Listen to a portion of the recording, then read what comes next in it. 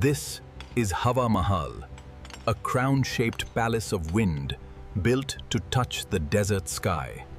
Rising in the heart of Jaipur, India, it stands as an architectural wonder of the desert.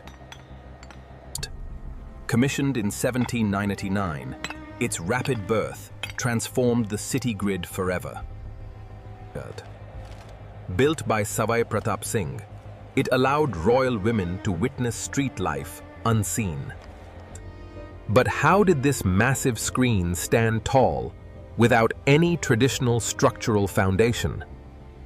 Historians believe clearing the palace boundary took weeks of intense manual labor. A broad, shallow foundation trench was dug to anchor the palace's unique vertical rise. Engineers used a traditional lime plaster mix to provide exceptional structural flexibility. By the dry season, the solid foundation platform was set, ready for vertical growth.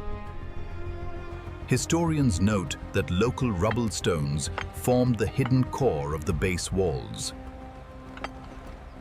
Every block required exact geometric precision to support the extremely thin upper walls. The massive baseline wall integrated perfectly with the pre-existing city palace structure. Traditional ingredients like molasses enhanced the binding strength of the heavy masonry. The uniquely narrow footprint meant the building could only expand vertically, not deep.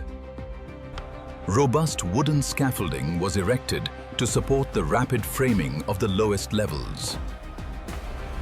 Plans were continuously adapted to align perfectly with the curve of the city street. Severe desert heat waves frequently brought delicate plaster operations to a complete standstill. Red sandstone from nearby quarries was introduced next to create the signature look. Materials arrived daily via massive caravans, transforming the site into a major supply hub. Each structural stone was meticulously marked to ensure flawless alignment within the columns. With the base finished, the thin palace foundation was perfectly anchored to the ground. Historians believe simple counterweight systems were critical for lifting these giant stones. Strict engineering oversight ensured the joints were solid enough to withstand high winds. The footprint of the inner ceremonial courtyards began to take shape by late autumn. With the foundation secure, the grand screen was ready to rise into a masterpiece.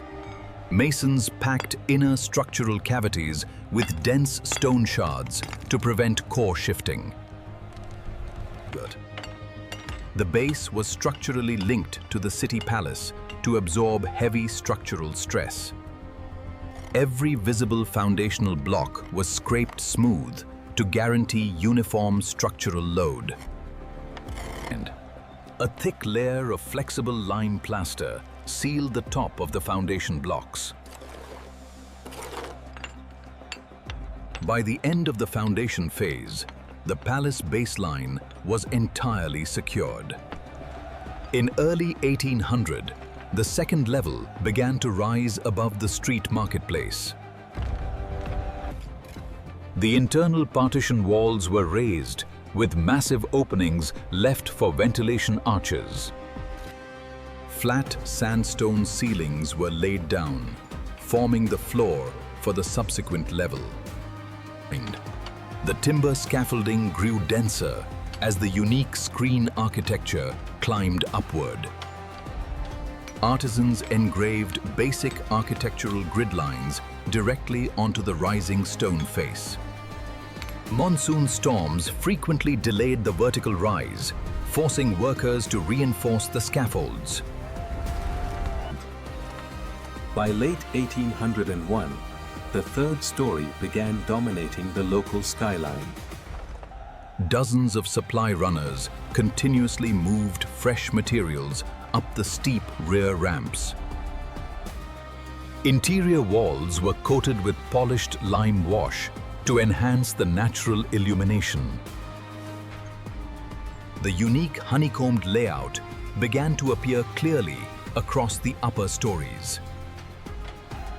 In 1802, construction on the fourth floor pushed the palace higher. Carpenters crafted curved wooden frames to support the masonry of the window bays.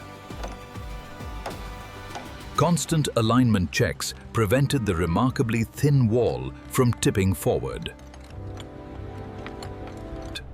By early morning, the vast vertical screen threw long geometric shadows down below.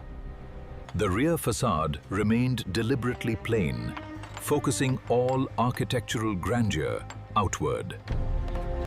In late 1803, work commenced on the crowning fifth tier. Masons assembled the delicate upper dome chambers that completed the palace peak. Finishing touches along the topmost parapet sealed the core structural skeleton safely. With all 5 tiers linked, the true monumental height was finally reached. By late 1804, the core structural rise was fully completed. Masons applied smooth lime plaster to interior arches, reinforcing the narrow palace chambers. The alignment of the upper window bays required immense precision to maintain stability. Flat stone tiles paved the upper walkways, securing the ceiling layers of lower chambers. By late 1803, the towering 4-tiered framework dominated the city.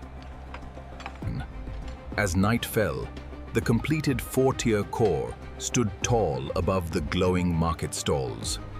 Surprisingly, this grand 5-story facade is actually less than a foot deep in certain spots.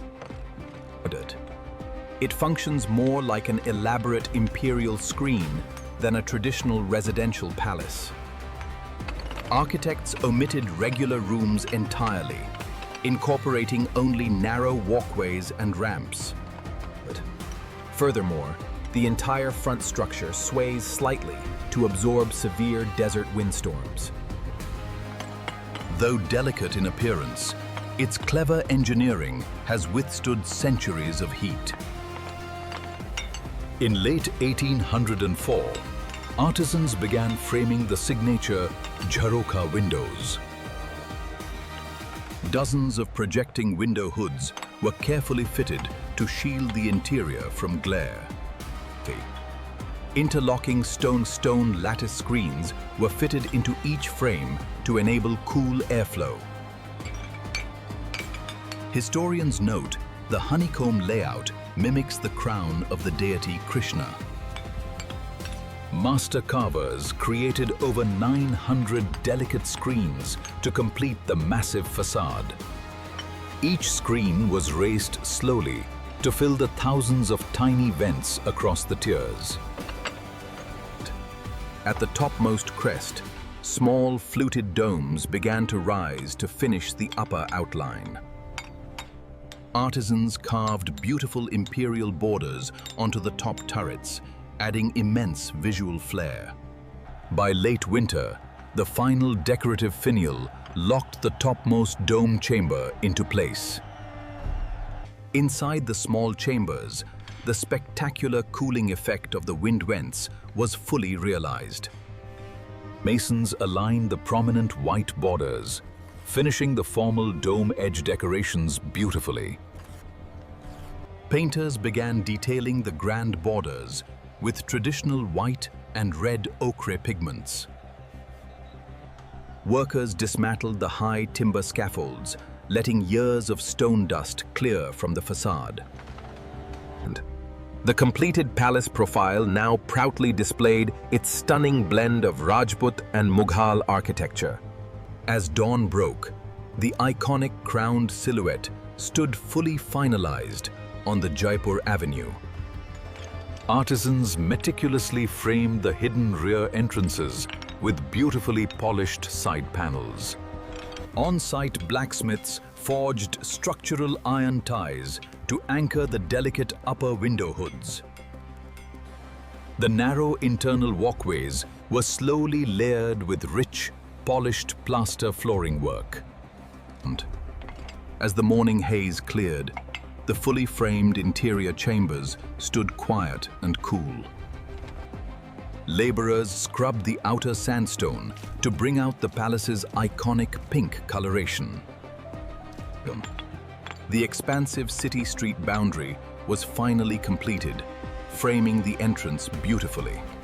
Sunlight cast intricate geometric shadows across the floors through the completed window screens.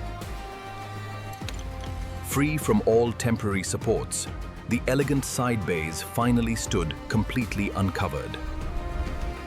The final minor structural accents were securely attached along the back of the monument. By late 1804, the majestic palace silhouette was entirely complete. In early 1805, the entire structure stood immaculate and empty.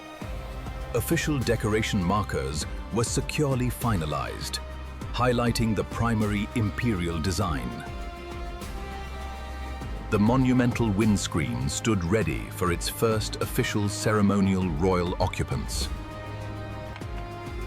The grand facade clearly recorded the incredible artistic mastery of the Rajput court. By mid-1805, the rapid architectural journey was completely finalized. In late autumn, the Maharaja officially opened the magnificent Wind Palace to the city.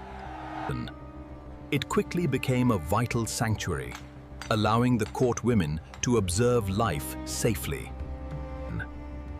The monument completely redefined the architectural identity of early 19th century Jaipur. Centuries passed as the pink stone screen silently witnessed the changing tides of history. The ultimate structural mystery is solved by understanding the physics of its narrow shape. By channeling high-pressure winds through tiny vents, the building naturally cools its core. The very wall, built as a delicate royal screen, functions as an incredible cooling machine. Today, it stands transformed as a cherished icon of brilliance and cultural pride.